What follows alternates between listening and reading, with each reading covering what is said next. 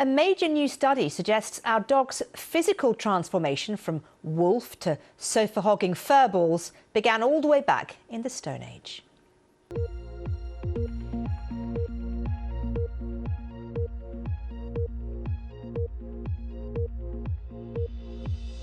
A major new study suggests our dog's physical transformation from wolf to sofa-hogging furballs began all the way back in the Stone Age. The research analysed when domestic dogs first began to show the remarkable diversity that characterises them today. Researchers have traced the emergence of distinct dog form deep into prehistory, pinpointing the moment when dogs began to diversify in size and shape. Well, let's speak to Dr Allowen Evin, who's co-lead author of the study and bioarchaeologist at Exeter University. So good to talk to you, Dr Evin. Let me ask you first of all, what exactly have you found out about wolf to dog, and why is it so important? Well, it's so important because dogs are our first domesticated species, so they predate all other livestock and all other plants well before humans start doing agriculture. So they tell a really important story about how humans change their relationship with all animals, and dogs are the first evidence we have of that. So what we were really interested in is understanding when that relationship first began. So we're looking at archaeological material from the past 50,000 years to try to answer that question. So tell me a little bit about what exactly changed and how long it took and when it happened. So these are sound very simple, but are actually some really tricky questions.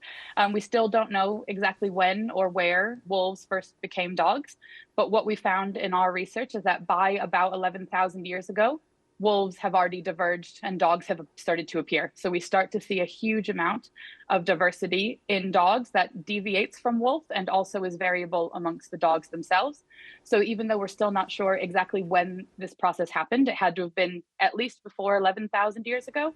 And it means that we're starting to narrow down that window of time when domestication could have happened. And of course, just, letting viewers watch these cute dog pics while I speak to you.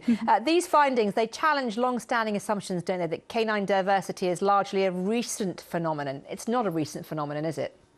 No, so that was something that was really surprising about the work that we've done is we knew that dogs have been around for a long time, but the assumption that the huge amount of diversity we see today in all of our pets and all of these hundreds of different breeds was a relatively recent phenomenon, probably started by Victorian kennel clubs, where they were really interested in creating all these different types of dogs. And that's still true to some extent. Some of the most extreme dog breeds we have today, like really short-faced pugs and really long-nosed dogs, we don't find in the archaeological record.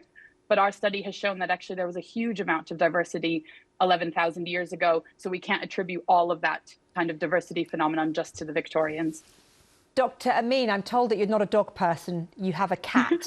I'm just wondering, we do have a cat. I'm wondering, what is it about you that you want to study dogs and wolves, but you don't want to own one? Come on. It's not by necessarily a dislike for dogs. It's just the cats are a bit easier. It's like having a tenant rather than another child. So it's a bit different.